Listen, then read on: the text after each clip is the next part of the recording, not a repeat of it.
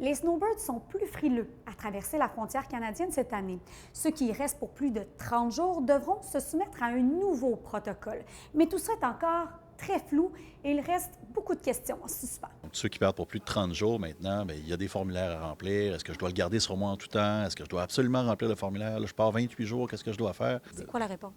La réponse, c'est si vous partez plus de 30 jours. En fait, oui, il y a un formulaire à remplir et oui, il faut idéalement le garder sur vous en tout temps. Et l'autre chose là, qu'on voyait récemment, c'est est-ce que je dois faire prendre mes empreintes digitales? Oui, en effet, ils ont le droit.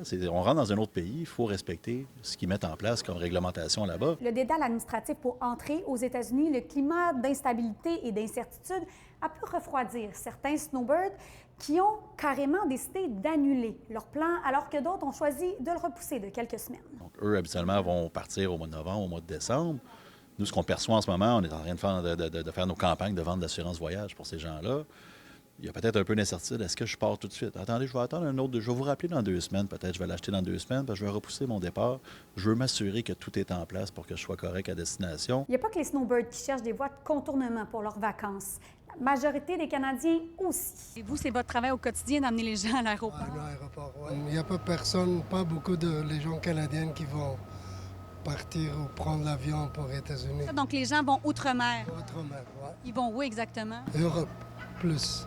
Les gens vont décider de voyager ici au pays, au Canada, partout. Je pense qu'ils vont épargner leur argent dans leur pays et pas aux États-Unis. À titre d'exemple, au mois d'août, il y a 17 moins de Canadiens qui ont pris l'avion pour revenir des États-Unis.